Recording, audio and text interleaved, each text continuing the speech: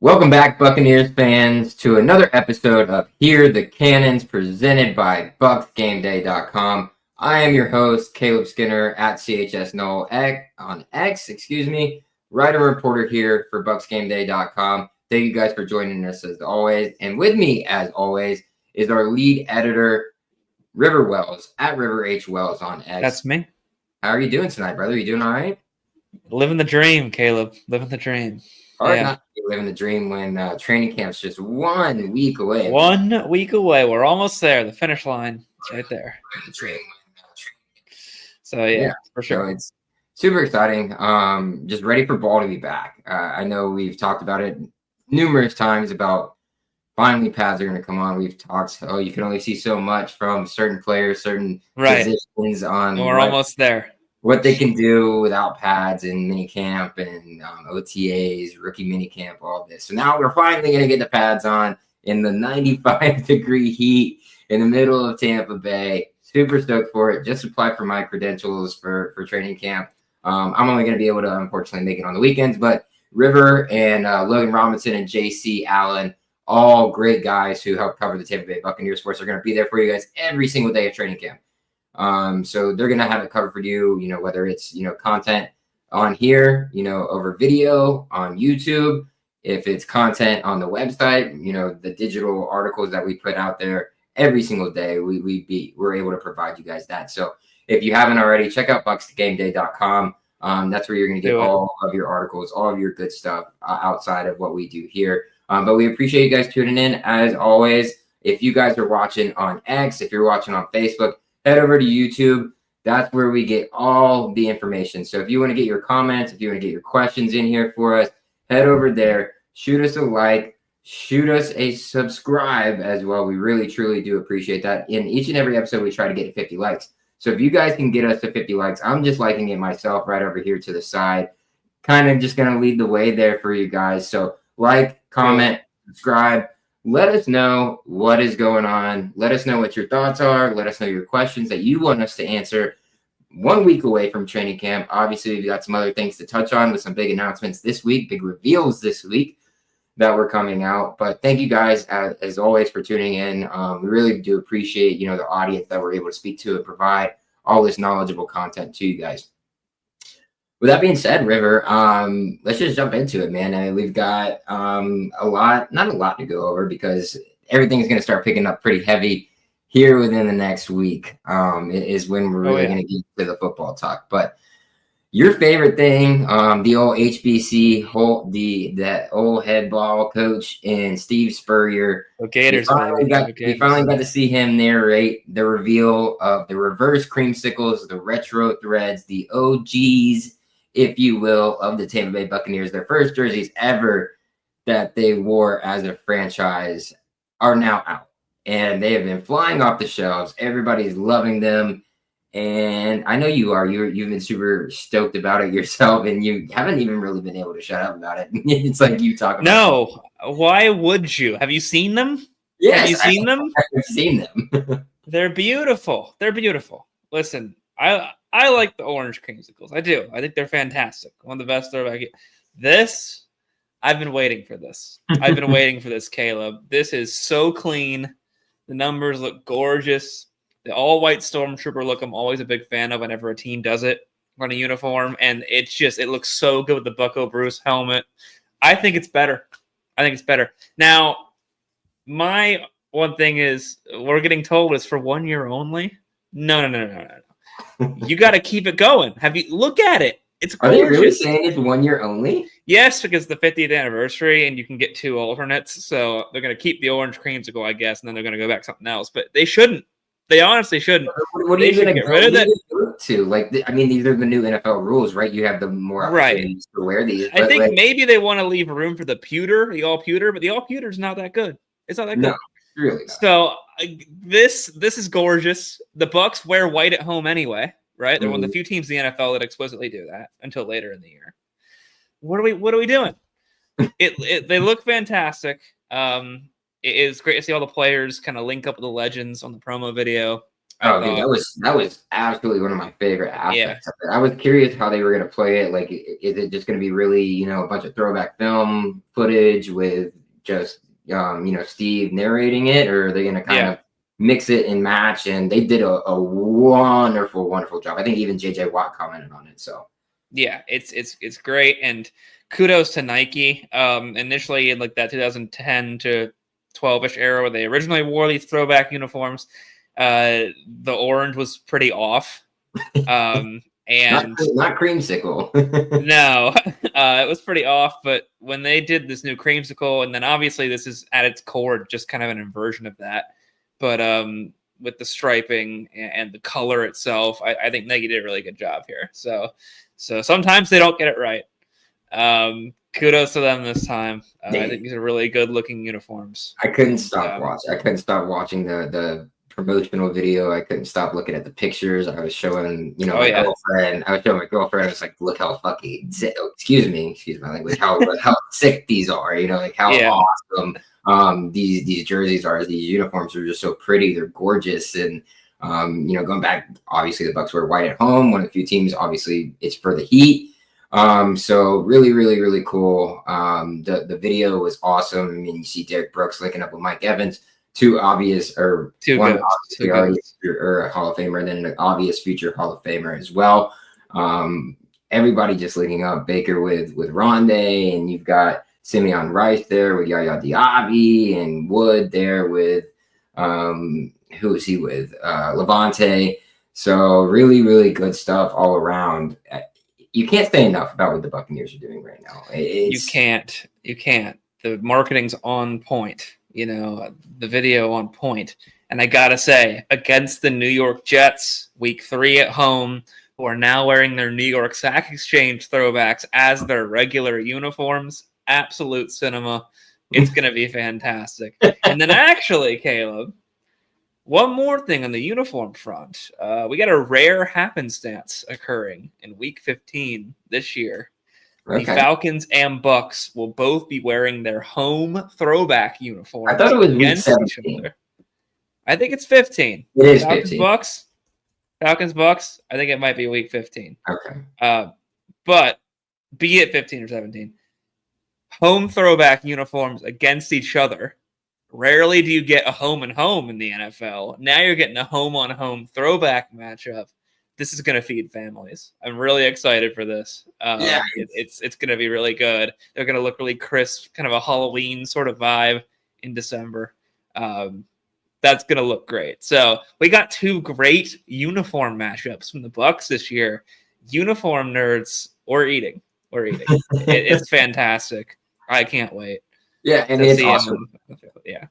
I think like the Jets, that opening game or the opening home game of the season, it makes perfect sense for the 50th season. We had, contemplated on which games that would be. Obviously, the Seahawks come to mind, which our fellow writer and reporter here at BucsGameday, JC Allen, hopping in here saying they did say they could possibly wear them again this season. Come on, Seahawks. I'm not going to overreact. It's not going to be a big deal. But there is nothing I want more in my life to this point than for the Buccaneers to wear that throwback uniform against the Seahawks. The Seahawks throwbacks with the blue are my favorite in the NFL. There's got to be a stipulation, though, River. Like, the Seahawks got to wear theirs, too. Oh, no, absolutely. That's my favorite uni in the NFL. I love the silver and the blue and the green striping. It's perfect. If we got those white throwbacks with that Seattle Seahawks blue and oh my goodness, I don't even know. It would be the only thing that can make this even better these days. You're right, JC. You're right. It would be awesome to see that. I mean, they can wear them up to what? I think 4 games, alternate jerseys this season is the new rule change. And it's just so well done. Everybody's loved them. I mean, the Tampa Bay Buccaneers sent out, numerous different jerseys to all kinds of different conglomerates, different pundits out there. I know Bussin' with the Boys got one. I know some other ESPN people got a jersey as well. So kudos to them, spreading the word, letting them know it's out there. But also, come on, guys, like we're a local reporting, conglomerate, and we don't get the New Jerseys for free. Like, come on, like what are we doing? That's all good. They're gonna look crisp. They're gonna look clean. One thing, Caleb here, Corey Woods is here in the comments asking, River, did you ever get that stat on how many points were created off Baker's turnovers from last year? I did, and I did post it on Twitter right after our show last time when you asked this, Corey, so thank you for sticking around. 9 of Baker Mayfield's 16 interceptions resulted in points last year. Once against the Broncos, twice against the Saints in week 6, twice against the Ravens. You had twice against the Panthers the first time around, once against the Chargers, and then once against the Saints in the last time. So, so of those 16 interceptions, on 9 of those, the opposing team scored on the subsequent drive. Not great. So that is your answer. That is your answer. It's not as bad as I think I initially thought it was going to be, but it also is not a very good statistic. Right. It's about that's a little bit more than half. So that's not good. And the Bucs won some of these games. I mean, they beat the Saints there in week 6, right? Mm-hmm. They ended up beating the Panthers that first time by this much. If you all remember that without a Chua Hubbard fumble in that game, the Bucs in fact don't win that game and maybe don't go to the playoffs. So that was a pretty precarious. Those two picks, both of those two picks resulted in turnovers. So yeah, so that exactly. And then the Chargers, Bucs thrashed the Chargers on that game, so that didn't matter much. And then the Bucs won in week 18. So they did still win some games, but yeah, over half of those turnovers did end up in points. So thank you for the question, Corey, and I made sure to look into it, and that's the answer. Yeah, absolutely. So everybody's thrilled about the creamsicles. Before we hop off of this train real quick, I know that I could talk about it for hours. So I know that you've been waiting on them. So I gotta know, who did you get? Listen, I am not gonna comment on this either way, but it may or may not, if I were to get one hypothetically, be a Tristan Wirfs jersey, which is actually a little unfortunate because I don't think he will be wearing them that first time. But like JC mentioned in the comments, hopefully if they wear it again at any point during the season, he can play a game in them. So we'll see. Storm Gray versus the Whites. That would be really freaking fun to do, man. That would be really awesome. Thank you guys for tuning in. As River mentioned, Corey, one of our regulars here, really appreciate you tuning in again, my guy. Richard also saying happy hump day, fellas. Thank you, Richard. We really do appreciate that. We're almost to Friday, just 2 more days and we're almost there, almost to the weekend. That is almost Friday. Happy hump day to you as well. Hopefully you guys are tuning in wherever you might be. If you're not watching on YouTube, or if you're not watching on YouTube and you're watching on X or Facebook, we implore you to head over to Instagram, Facebook. I'm getting all my social platforms mixed up. We implore you to head over to YouTube, hit that subscribe button, hit that notification button as well. Let you know whenever we're going live, whether it be post. If you don't, we will find you. Yeah.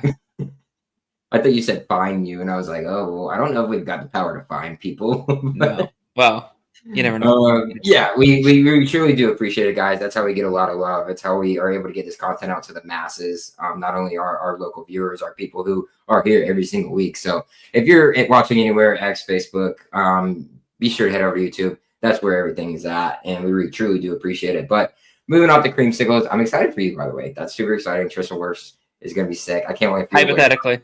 Yeah. I can't. Hypothetically, Tristan Wirfs jersey is going to be really, really sick, and I can't wait for you to wear it on the show for the first time because I got to see it. I don't know about that, but we'll see. We'll see. But it'll definitely be behind me during shows for sure. There we go. Sure. That's good enough. That's all we need. For sure. Absolutely. But moving on here, we're going to go to the opposite side of the trenches here real quick. You talking about Tristan Wirfs and everything. Vita Vea cracking the NFL top 100 after last year not being ranked. I think he's coming in at 76th overall, and I'm pretty sure that who's the running back for the Saints? Williams.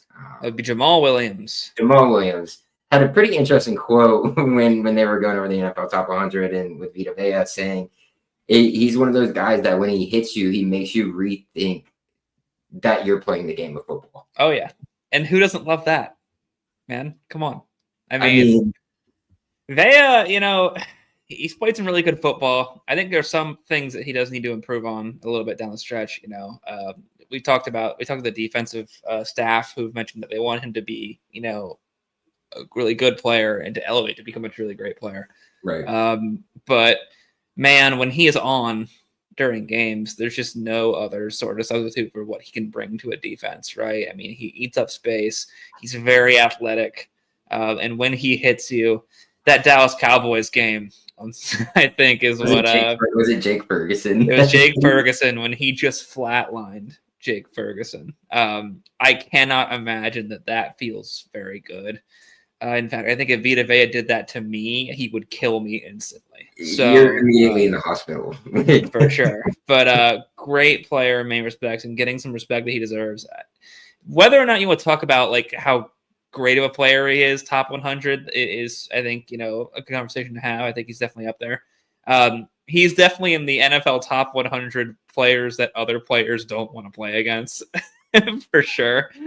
For obvious reasons. Yeah, that's got to be. I know. I think it was Chris Lindstrom on the Falcons who talked about it. Just the idea that you have to go up against him with how athletic he is and how big he is just a pain, and I can't imagine it. So, looking to put in a really big campaign with Kalijah Kancey coming up in 2025. I think it's really exciting. If he can get it going and Kalijah can kind of feed off his space, especially in the run game, and be able to work around that in a really unique way, the Bucs could get some sacks in the middle of the defense, which that's where they were getting them last year. And hopefully that you get them from the outside a little bit more. But we'll see how it goes. Yeah, I mean, not only a very unique player, and I don't think enough interior guys, whether, nose tackle, defensive tackle, whatever, maybe don't get enough love because they're doing the dirty work. Like, offensive linemen don't necessarily get the love that they're supposed to get because they're doing the dirty work on that side of the ball. But your interior guys on the defensive side of the ball are the guys that are like similar to offensive linemen. They don't get the love unless you're just an all-timer. Like you have to be somebody like that. And it's good to see Vea get some love, a very unique player on the field, probably an even more unique personality and person off the field if you guys ever get the chance to talk to him. For sure. He's a fun guy, but you really don't ever know, like, if you're joking with him, he'll like say something back to you and he's like actually joking, but you can't really tell if he's joking or not. That Rob Gronkowski clip that we got, which basically was like, I slapped him on the butt and he looked at me and said, never do that again, in a really threatening sort of manner. You have to wonder if that was just Vita messing with him or if he was serious. Because Gronk was like, I knew not to do that again, but I'm like, knowing Vita, he could have just been doing that completely from the bit. Right, he could have just been messing with him the whole time. It's really hard to know, but very awesome to see. Again, as River mentioned, a guy who was probably first or second on the team in sacks last year, so really upped his game in that level of things. And obviously, the run stopping ability is probably next to none because of how much space he does take up and how lethal he kind of is with the speed and the bull rush whenever he is going. He eats up 2 blocks pretty much every time. He's a double A gap guy. You can't really run in the middle against him. Awesome comment here from Richard as well. Kind of fitting that Vita is ranked at 76 overall. True. That's true. That's awesome. It's meant to be. It's destiny. Great content. Look, we're getting content from our viewers. We really do appreciate it, Richard. Thank you for throwing that out there. I didn't even think about that. So awesome stuff. I mean, everything's falling in line, right, for the Bucs to be a true contender this upcoming season, and we're all looking forward to it. Obviously, there's some question marks surrounding some guys and how that's going to kind of pan out, especially early on in the season. But with that being said, let's keep it moving. We have 1 week till training camp begins. I know you and I are both excited. I know the fans are itching for it. So we're going to kind of play a little game here where it's going to be centered. It's going to be centered around that word one. Since we're 1 week away, we're going to play a little game called The One. And I'm going to just ask you questions, and it's going to start with one, and then we're going to go from there, and I'm going to lead you into it. You cool with that? Yes, I'm absolutely cool with that. All right. I'm going to start you off. I'll add in some tidbits as well because I'll probably have some input or some disagreements with River along the way. But number one, dude, one player that you are excited about entering training camp. This is a good question. I think I'm most curious about, and I guess thus excited about, Benjamin Morrison. And it's kind of ironic because he might not show up for the first few days because he hasn't signed his contract yet. But once that gets done, he was injured last year. He did a surgery that was a routine surgery based on a underlying problem that he already had. So it wasn't a football injury, but it was a bilateral hip. So he got that surgery done, and now he's going to come back. And I am just curious to see.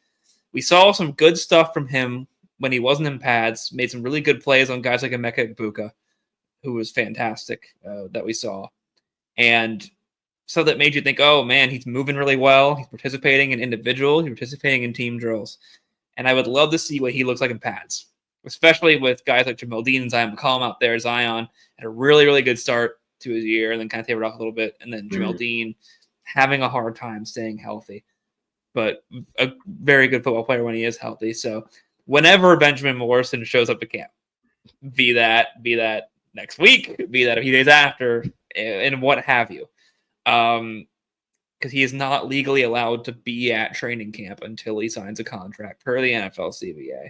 Only 2 of the NFL's 30 second-round picks have been signed. So as it stands, 30 second-round picks will not be showing up. I was going to mention that it's not unusual. Right. In this case, it kind of is because, just a little sidebar for people who might not know, the Browns and the Texans here. The Browns signed Carson Schwarzenegger, and the Texans signed who was it?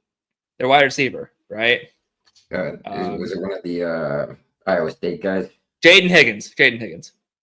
From Iowa State, yeah.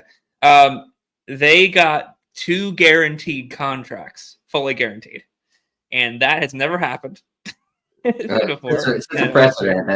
I don't think that's a huge precedent. And so basically, the other 30 teams are now determining whether or not they're going to give their second-round pick a fully guaranteed contract, which obviously no one wants to do that because it hasn't happened before. So the first person to cave will sign their contract, and then it'll go from there. So that'll be when Benjamin Morrison signs, whenever that is. But when he does, I want to see him in pads. I want to see how he moves. I want to see how quick he is. I want to see how physical he can get in training camp. You don't want to get too physical to hurt yourself in training camp, but see in pads how he presses up against wide receivers, how aggressive he can get on that hip to see just how ready he's going to be for the season. I would expect him to be ready by week 1 to play if he needs to, but just how he's looking and how he's moving and what percentage he's kind of at, because I think that would be pretty fascinating. I think it's a very intriguing thing too. And I think the question, overall here, like one player we're excited about, is very vague. You could take it a number of different directions, right? Like you could go your route that you just went with Benjamin Morrison. For me, who I'm most excited to see is Antoine Winfield Jr. I want to see the bounce back. Where are we at? Are we back to an all-pro level? Are we back to creating the turnovers that Todd Bowles wants? Are we back to being that level of player that can change the game for the Tampa Bay Buccaneers in 2025, and not the guy who's been struggling through injury or not at 100% when he is on the field? Like, are we 100% back? And once we're coming back from this, are we still that same guy? And I'm excited for it because, like, he creates so many big plays out of what he does, right? Like, whether it's a tip ball that gets it picked off or a big hit that drives the ball loose. I mean, we saw him chase down a guy in Atlanta and knock the ball out. I mean, he did that twice, which is insane. You chase down and peanut punch the ball out, and amazing. And I want to see so good.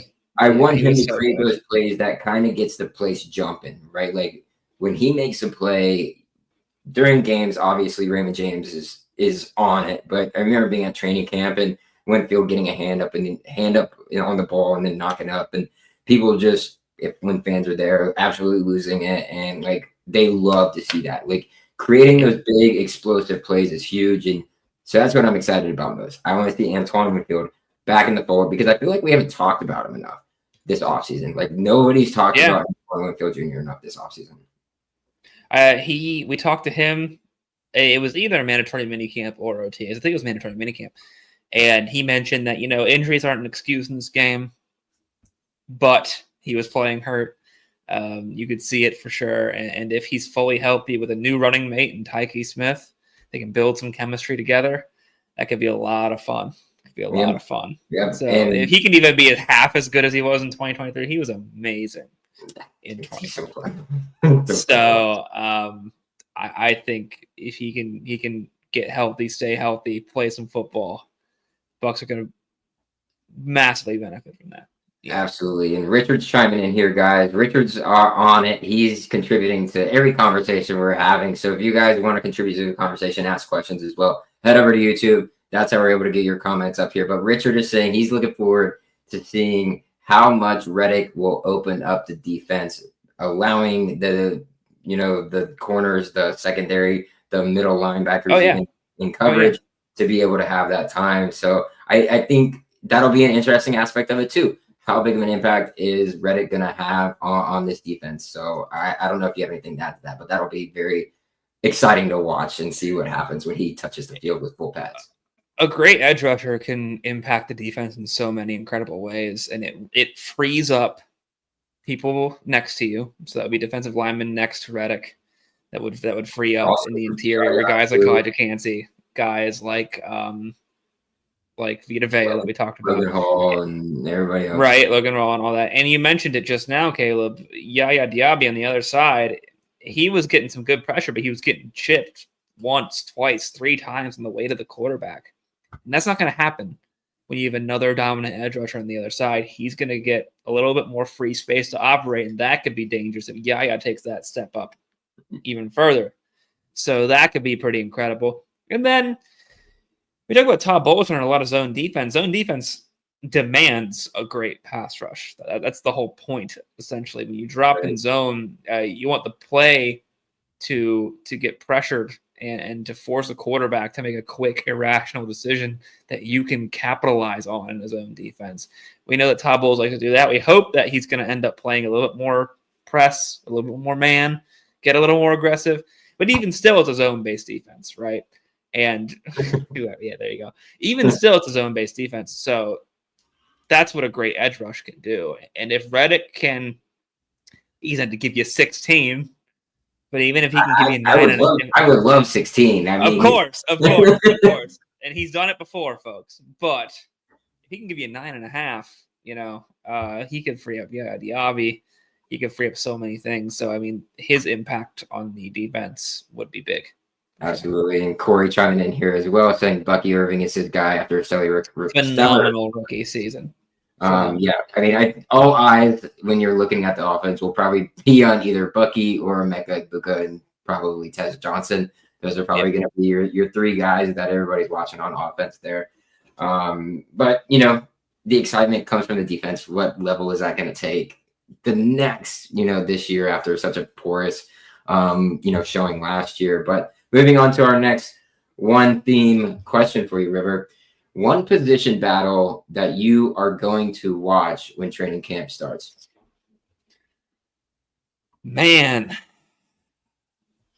probably wide receiver 3, right? I mean, that's going to be fun. You're going to have Emeka Egbuka and Jalen McMillan. Now, the added thing about this is that Chris Godwin's probably not going to be out there to start training camp, or maybe not even through it. And with that in mind, you'll get to see both of them on the field at the same time. And that's kind of cool because then you can have one playing, the Y and the Z, and then you can flip them. Right. Yeah. Exactly. So you can move them around. You'll get to see how they're operating in their role at the same time, which doesn't happen for most, if not any, competitions that you go into like this. So you're going to get a really good view of how they operate in conjunction, and that's going to be fun. I think it's kind of an advantage. Like, for who? For the Bucs, like just as a team. Oh, yeah. You're utilizing these guys in so many ways. So continue. Sorry. You are, and it's good to note that usually in a competition, one guy's getting those reps, then you come off, and the other guy. And now you get the most amount of reps possible for each player because they're both on the field at the same time. So that's pretty big. And of course, hoping Chris Godwin is A-OK, ready to play to start the season.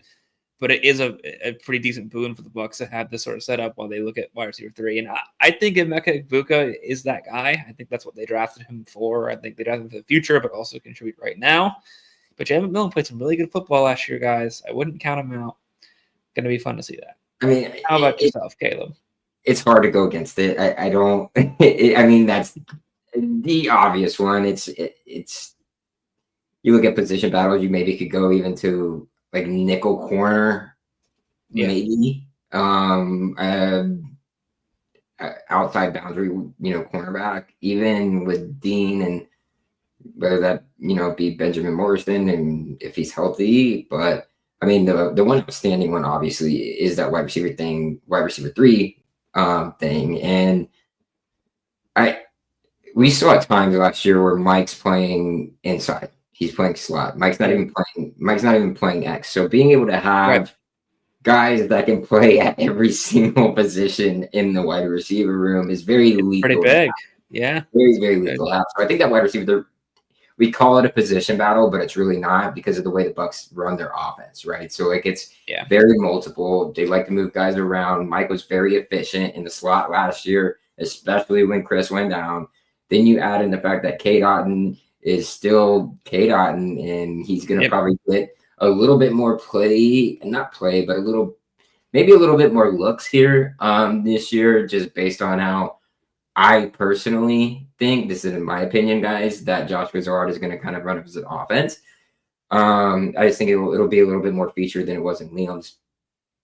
There's a ton of targets to go around, so it's like who's going to get it. And I think ultimately the reason for Jalen and the reason for Emeka is setting the Bucs up for the future. And it doesn't matter who's wide receiver 1, doesn't matter who's wide receiver 2, because guess what we're in right now. We have a wide receiver 1A and we have a wide receiver 1B. Chris Godwin and Mike Evans. Like that's pretty much what they're trying to emulate, I would feel like. And if Jalen ends up being, maybe not as good as Mike, but able to possess the same abilities that he does because he is the bigger wide receiver out of the two. And then you have a guy like Emeka who understands defenses, can find himself in a hole and, find the open space and be able to create off of that and be a big third down guy.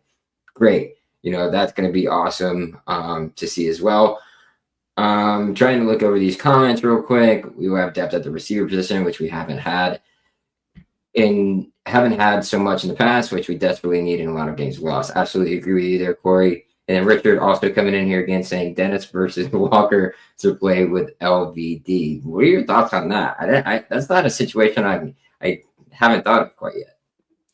I think Sebastian Dennis is the starter there next to Lavonte David. I think Anthony Walker offers a lot of value. Potentially it's a third down linebacker, coverage linebacker. But it's good to note that Sebastian Dennis has played very good football in the very limited time we have seen him play football. He's been hurt. He's not been in the league for very long. So there's still some development that needs to happen on that front. Right. And if there's a slip there, or if he gets hurt again, because he's been hurt in the past, injury-prone wise, then Walker can step right in there. He grew up with Lavonte David in Miami, so that's a huge benefit as well. He's comfortable in the system. He can be a coverage linebacker.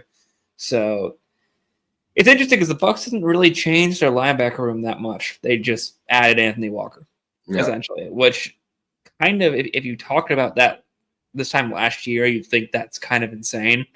But it's a gamble that they're making, and we'll see if it pays off.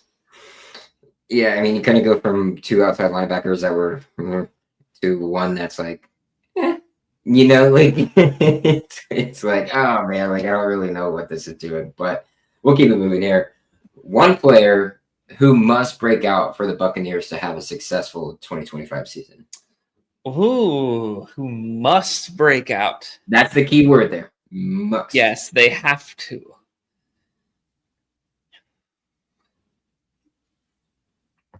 This is a good question. It's hard. It's hard, man. It's hard. I'm going to give you a weird answer because it's kind of a guy who's been in the league for the past few years now. But it might be Charlie Heck. Starting off the season hot. Right. He will be there at least 4 games. And we say at least. right? With Tristan Wirfs getting knee surgery. Mm-hmm. He's got to hold down the fort until Wirfs gets back. And he hasn't really taken a step up from beyond being this kind of swing tackle guy. And I think he almost has to really dig his heels in and play some good football in order to help keep this Bucs team afloat, especially if, we hope this isn't the case, if the Bucs are without Tristan Wirfs for more than 4 games, then you're in trouble, right? Yeah. So we talked about this last week on the pod, and we talked about Tristan Wirfs' injury. 2-2 would be a good goal, I think, to have there for those first 4 games. Ideally, you'd like to get a win over the Falcons and the Jets in weeks 1 and 3, Houston in week 2, and Philadelphia in week 4. I don't know if any team in the NFC can hang with Philadelphia right now. Those are 2 games, tough games. The Bucs historically do really good against the Eagles, but without Tristan Wirfs, we'll see how it goes. Yeah. If it gets any longer than that, right. You also think tough. through with the Eagles too. Like they're not as strong as they probably were a year ago. Their secondary is probably pretty much the same because a lot of their guys in the secondary were young, but their defensive line hits. So yeah, could get away with it. Could, but that might be my answer. It's fair because you want to. Every team, I think, beats it into their players' brains. Like, let's start the season hot. Like, let's get this thing going early. You know, if we taper off mid-season, that's fine. But as long as we bounce back, get hot at the right time, heading right into the playoffs, win your division, make the playoffs, get there, beat some really good teams, and now you're contending. Now anything can freaking happen, and that's where you're at. So it's hard to argue that, but I'm gonna go on the other side of the ball again. I'm going Yaya Diaby. It's time. That's not a bad answer at all. It's time. It's time. Last year, pressures out the right. You know what? You gotta.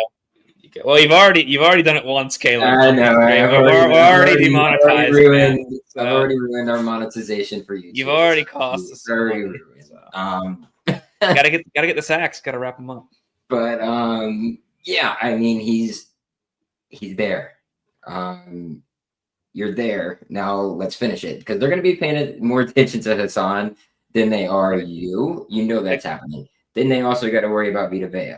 So that's also going to probably take at least another blocker off the edge. So they're going to collect Canty on pass rushing downs is a menace. I think he definitely needs work on run stuffing, but pass rushing, he's lethal. So if there's one player that must have a good year for the Buccaneers to be successful, it's got to be Yaya Diaby. The other guys are proven, I guess that's my point, are proven to get theirs. They've gotten theirs, whether it be in the past, whether it be with the Buccaneers, whether it be without the Buccaneers. They've shown that they can do it. Yaya, you're this close, but if you can tap into that extra thing, take some of those tips from Simeon Rice that you just learned shooting this video. That's true. In that video, we did see Simeon giving him some pointers on the moves. What a great player to learn from. Get that, and you start finishing these plays that you were so close to getting and probably frustrated the living hell out of you last year. Then you were going to change this defense to a whole nother level because then you've got another guy coming off the edge on the other side. You've got 2 guys on the interior that are pretty solid in a rotation that is probably above average amongst most NFL rotations at those positions. And as long as your back end shows up and is healthy, I mean, things could look a lot different. You're going from a Buccaneers team that is barely trying to reach 500, scraping to get to 500 and over 500 to make the NFC, to win the NFC South and make the playoffs, to a team that's going to have it well under control. So I think having Yaya be that guy who must have a good season is a good pick for me. Yeah, I mean, it makes sense. He did play some really good football last year, but the finishing power had to be better. And if it is this year and you've got Hassan Reddick and he's productive as well, there's a lot of 0-point failures on the way to this. You know, if one of them doesn't produce, then whatever. But at the highest potential of where these 2 players can play, this pass rush could completely turn itself around. And that would be massive before Tampa Bay. It would be massive. It would completely change the dynamic of their defense in a way that they haven't had a great pass rush since 2021, maybe. So I mean, it would be big. It would be big. It's hard to think that it's been that long, but it would be absolutely massive for that to happen. But let's continue this roll. One surprise cut. Who is your surprise cut that will be gone? You can't take. So this eliminates Jamel Dean. You can't take Jamel Dean here. It has to be a surprise. Who is your one surprise cut? A surprise cut. Man. I say man exasperatingly to all of these questions. Like I'm not ready. Like, oh, that one's also difficult. But Caleb hasn't provided me these questions. Exactly. Yeah. Well, I like to do it naturally. We're doing it naturally, Caleb. One surprise cut. This is interesting. I think it might come from the I'm making you go room. deep in your bag right now. Now, yeah, I think it might come from the cornerback room. Maybe not Jamel Dean, but you also kind of got to figure that there's a special teams sort of need in a lot of these places. Mm-hmm. So when you get to those lower roster parts, you kind of really need special teams. You know what? I'll switch it off. I'm not going to go corner. I think a surprise cut potentially could be. Let's go Sterling Shepard. Dude, come on. Is that yours? Yeah. Okay, well, I'm going to steal it, mister. That's I don't fine. look at the questions. Special teams is important because when you're in that lower rung of team, you need to be able to contribute there. You usually stay on the roster, right? And the Bucs have a loaded wide receiver room, but they're going to need guys to go out there and play special teams. And Sterling Shepard simply will not do that. No. And if he won't do He's that, probably too old to do that. yes, right, for sure. Either way, if he's not doing that necessarily, and to give you something to talk about Sterling Shepard, I'll also kind of tandem this with another player. Deion Jones might be in a similar situation. Then really your value of being on a 53-man roster becomes questioned. And it is a stacked receiving room. The Bucs could kind of do what they did last year in theory, which is keep Shepard on the practice squad and then call up when they need him. But as stacked as the room is, you rarely want to waste a roster spot like that for too many guys who will not contribute on teams. And in that case, I think Shepard could see that happen. Yeah. You stole everything I was going to say. All right, well, let's see you deep in your bag, Caleb. Let's see you go deep in your bag. I'm not going to, because I was set on this. I'm like, he's not going to say it. He's not going to say it. Full of surprises. Well, what do you think? What do you think? How about this? How much of a possibility do you really think it is then? For Sterling to be cut, I think it's probably higher than most people probably think. I can't really put a complete number on it, but we also have to understand that before he came to the Bucs, he was very content pretty much entering retirement and, just being a dad and doing all that. But, luckily for us, we have Baker Mayfield, who has a history with Sterling going back to their days at Oklahoma. So that worked out for us because we needed a wide receiver at that point in time, and it worked out. So I think it's probably above 50% that happens. Probably like 60-40, if I were to say. Richard threw an interesting one up here on YouTube. Cutting Greg Gaines because of Benjamin Watson. Or Desmond Watson. I'm not quite so sure about that. Desmond Watson? Yeah, Desmond Watson. Desmond Watson, yes. I would be surprised if Desmond Watson made the team. To be honest with you, I think Greg Gaines being a surprise cut's not a bad pick in itself. If only because I think Gaines has brought a lot of depth value, but now, I mean, man, you've got Cansey, you've got Vea in there. They just drafted Elijah Roberts, who can also fill in that role as well. Right. They've got a lot of guys sort of in those trenches, so that wouldn't really. I mean, it would probably be a little surprising, but I could see a universe where that happens for sure. The reason I think that would be surprising is because he was an integral piece of that Rams run to the Super Bowl. So yes, he was, and he's played decently well depth wise. But if you got a younger guy in, Roberts, who kind of more so plays that Logan Hall, Will Golson type of thing. Yeah. But if you got a younger guy that you like in that respect, that's something to consider. I don't think Desmond Watson's going to make it, guys. As fun as it would be, he's got a lot of weight to lose. Very athletic, got a long way to go. And then I think it really depends on. It'll be practice squad or nothing ultimately, right? Yeah. And that depends on other guys just completely like crapping the bed, I guess is the best way to put it, is for him to be able to make a team. Right. And then Richard mentioned Shilo Sanders potentially being a surprise cut. I don't think that would be a surprise. It's hard to gauge where you're at based on kind of order. Sometimes they have their own system. But when you look at who's doing the drills in order of how they're doing it, it's guys like Rashad Wisdom goes first, JJ Roberts goes first, Tyke and Antoine go first, and then Shiloh goes last. Shiloh's got a pretty big uphill battle because he's got to beat JJ Roberts out. JJ Roberts got some of the most guaranteed money that the Bucs gave a UDFA this year. And I think they like him quite a bit because of his versatility. So if Shiloh's going to make the team, he's got to be a special teams guy, and he's got to prove his value more than a guy like Roberts can. And I think Roberts can do both those things. So that's his main competitor there. Honestly, I don't anticipate him making the roster. He could be a practice squad guy if he'd like to be a practice squad guy. But there's 3 preseason games, so there's time to make some plays in a live game setting. And we also might get a better idea about how they see him based on when he plays and where he plays and how much he plays.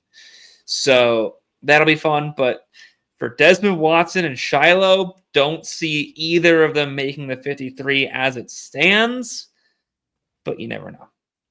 Yeah, it's always interesting because like you come in with such hype when you draft or you take these guys undrafted, Desmond Watson and Shiloh Sanders, and the hype that are surrounding them from their college days. Shiloh obviously because of his dad, and then you've got Desmond because of his just beard size. Yeah. Which they already have a guy like that with Vita Vea, who's also athletic. You could probably fit like 4 of me inside of him. Like that's.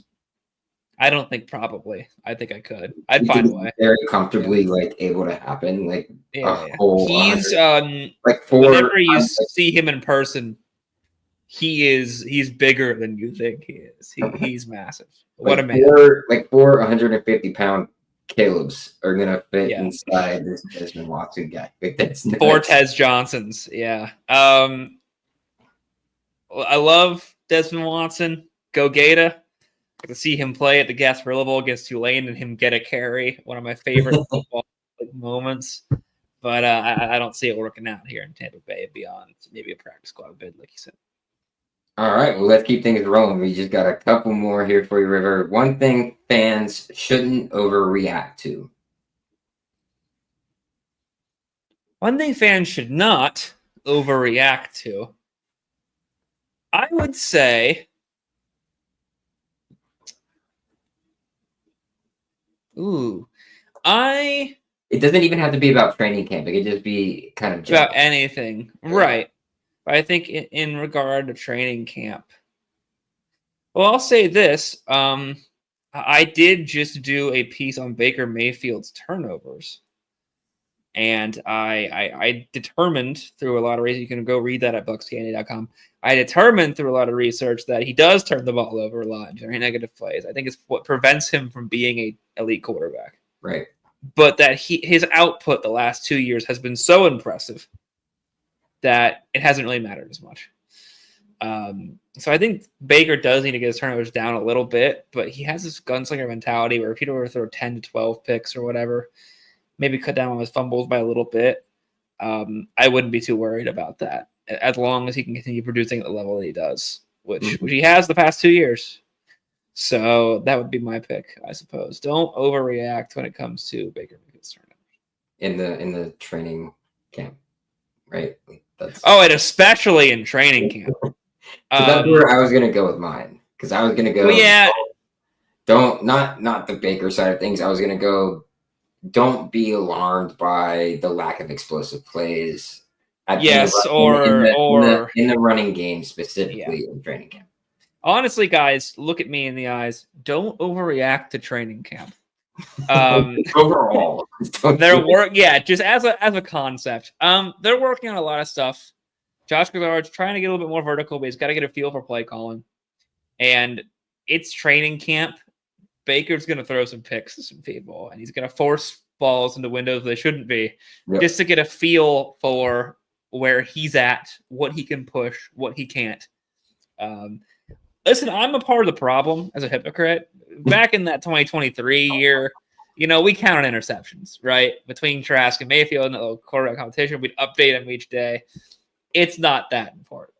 No. Clearly, Mayfield threw more. The Bucs made him the starting quarterback, and look what's happened. He's been fantastic. Yeah. So just keep that in mind. In 2023, there were clips circulating of Mayfield overthrowing people on throw-arounds. Hey man, that's when the Bucs are going to go 4-12. I kind of bought that year. Exactly, you did. And did you overreact to that, Caleb? Absolutely, I did. There you go. That's fair, guys. If you ever catch a ball from an NFL quarterback, you're okay to overreact. You have my permission. But yeah, it should be noted. They're trying stuff. They are preparing. They're looking at what works and what doesn't. They are really getting into the weeds on testing during this time period, just so that when week 1 hits, they can be as prepared as they want to. It's an ever-evolving process during practice, but training camp's one long practice for 2 months. Mm-hmm. So just let it go. Not the most fun thing to be a part of when you're a player. That is definitely for sure. Right. As a fan and as an NFL pundit, if you will, we thoroughly enjoy it, and everybody else does too. Richard coming in here really quick to say, don't overreact to week 1 results. And you're totally right, Richard, and it's tough because week 1's always weird. Washington got thrashed by Tampa Bay and then beat in the playoffs. Here's what sucks about that. You're playing the Atlanta Falcons week 1. So if you're working out some kinks and you lose, I wouldn't overreact and wouldn't worry about it too much, but I also would, because now you're down 1-0, and the Bucs don't play another division opponent until about 20 years later. Mm-hmm. So that's going to be tough if you lose that week 1 game. You want to go out there and win that. You don't want to overreact if you're shaky, because you're learning things. You're Josh Gazard. You're getting the feel for it. You got a new defense with Todd Bowles kind of doing the Eureka moment, but it's the Atlanta Falcons. You got to win the game. Yeah, the Eureka moment took everybody by storm. Everybody wanted to talk about what's the Eureka moment. What is it? Did you change it? Folks, we're still out there. We're still looking. We'll let you know when we find it. We'll let you know once we figure it out. Exactly. But last one, probably saved the best for last year. Your one bold prediction, not only in training camp, but also throughout the 2025 season. My one bold prediction. I don't know exactly how bold this is. Might be like a. We've barely gotten the color a little bit more thick on the font here. I think Benjamin Morrison will be starting at corner for the Buccaneers sooner than later. Jamel Dean is very good, but I think he's a little bit injury prone his whole career. He's getting older. And I think perhaps if Todd Bowles wants to get a little bit more aggressive, Morrison, I've had problems with being a little too aggressive in college, but he's definitely that type of player who can do that. Mm-hmm. And if you want to bring that sort of attitude and Dean gets hurt, which he might, hopefully he doesn't, but given his career history, you might see Benjamin Morrison in there sooner or later at that CB2, CB1 position. I think if he were to come in, Zion would be kicked over to CB1 and then yada yada. But I think you might see it. Nice. I'm going to stay defense too. I kind of wanted to go offense here. I wanted to go bold. I was going to say the Bucs would have 3 1,000-yard wide receivers. Yeah, that was like my first thought on this. That is bold. I think it's could be very plausible, considering the way that they're built, considering the amount of guys you got to cover. But then I decided to go from that and then look at the defensive side of the ball. And I'm going to go the Bucs going from pretty much almost one of the worst teams in the NFL in terms of turnovers on the defensive side of the ball to the Buccaneers will be a top 3 team in the league at turnovers. Oh, I like that. I like that. Tell the people why, Caleb. You've added Hassan Reddick. Obviously, Walker is not like a huge game changer, but he does provide a little bit of a step up from what you had at that linebacker position in the backup. Sabassier, I'm literally gambling on him to be majority healthy throughout the season. Lavonte is going to be Lavonte. He's going to be fine. You've got interior pressure from both spots. You've got 2 guys on the outside that can get to the quarterback, now finish those plays, get those strip sacks that you want. Then you've got guys there to jump on the ball. And then at defense, you've only improved by getting ball hawks. You've talked about it all offseason. You went out and did it. You went out and got these guys. Now it's time to put it on the table, put all your cards out there, call bluffs, and be like, okay, throw on us. Let's see what's going to happen. Because surely you're not going to be able to run against us because we've had one of the top 10 run defenses for the past 4 to 5 years at this point. So throw on us. We know that was a susceptible area against our team last year. We've done something. Maybe that's where this eureka moment comes into play. Antoine Winfield Jr. being healthy. Obviously, your biggest guy at forcing those turnovers, whether it's a punch out of a fumble, whether it's knocking balls away for other guys to go up and get. See Mike Edwards 2-3 years ago. Mike Edwards would get turnovers that didn't make sense. I mean, it would just, the universe would move the football into his hands. It's all adding up for that to be a change. I mean, the Bucs went from one of the worst rushing offenses in the league to one of the best in 1 year. So why can't the same be said for the defensive side of the ball in creating turnovers? I almost wanted to go out on a limb and say they'd be the best at creating turnovers in the NFL, but I went on the safer side, said top 3, and I think that's a pretty safe bet considering what happened this offseason, considering Todd Bowles' eureka moment, because obviously when a head coach who's a defensive-minded head coach has a eureka moment, it's probably on that side of the ball. So I think it's going to come in the form of turnovers, and I feel pretty positive in that. And I feel bold in saying it too, because at the same time, you're taking a team that was one of the worst in the league, probably like 4th from worst in interceptions with only 7 last year. And so like you've got to have something on that side of the ball. And if not, then you're not going to be a very good team. So we'll see how it pans out, but I think I'm right. Yeah, that would be huge for Tampa Bay to be able to flip the script on that. A lot of them being really good this year, like 12 when, good, I think would depend on their defense really stepping up and flipping all the misfortune that they had from last season to this season. And part of that's being a little bit more aggressive, and part of it's a scheming thing and coaching thing. Part of it's just waiting for those things to come your way, like you mentioned. And if it does, it's going to be good. It's going to be good. I'm excited. As we all are. Rivers been itching to get back out there to practice and get back into the football scheme of things. It's going to be great that first day. I'm going to be like, football is back. Let's go. And then the second day, when the heat really sets in, you're going to be like, all right. I'm just imagining in my head right now, like you the night before the first day of practice, just like a kid on Christmas Eve, just like not being able to fall asleep. Like you're like tossing and turning in bed. And then you get baptized by the sun. And then that ends real quick. Yeah. Then media's outside, and then I gotta tell you, we were at we were doing mandatory minicamp, and it rained one day, and we went into the indoor practice facility, and I was like, oh my goodness, it's awesome. We're indoors, and the rain cleared up after stretches, and they were like, back out, and I wanted to cry. I wanted to break. I mean, it's even worse at that point, right? Because then you've got and then it's the humidity. So those night practices, we're looking forward to the indoor night practice. Oh yeah, one of those, and then first practice, guys, will be exactly a week from now, the 23rd. We get to go media only for that one, so you can only figure out what happened by listening to our podcast, by reading our stuff at BucsGameday. So make sure you guys tune into that.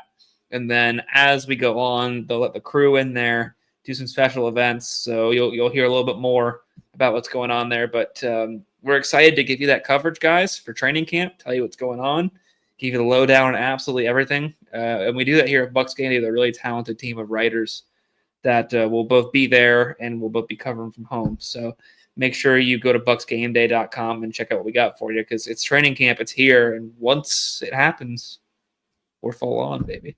Right. Yeah, absolutely. I couldn't, state any better than, swashbuckling River Wells himself, guys. So we really, truly do appreciate it. Hey, baby. throwing out some terms, that's well, shiver me timbers. Let's get it going. Yeah. Don't make me make you walk the plank. Okay, we're done. We're done with all of that. We are so looking forward to covering training camp for you guys, getting the season started. Thank you guys, as always, for tuning in. If you guys are watching anywhere other than YouTube, we really, really, really, really, really, really, really want you guys really head over to YouTube, subscribe to us, hit that notification button so you know when we're going live. That's how you get on here with the guys like Richard, as well as, I forget my other guy's name, Corey as well. Thank you guys for being, true viewers, guys here that are every single week. We truly do appreciate the love that you guys show us, and being able to talk any questions or comments that you guys have that you throw in there as well. So if you guys are interested in that, being a part of the show, head over to YouTube. That's how you get on here. That's what we love to do. We love talking to you guys and being able to bring your questions, your comments to life here on air. With that being said, my name is Caleb at CHSNO on X, writer and reporter here for BucsGameday.com. River Wells, our lead editor at River H Wells on X. We both thank you from the bottom of our hearts for tuning in. As always, River, sign it off for us. Fire the cannons, guys. There we go. Fire them, baby. Let's fire the cannons.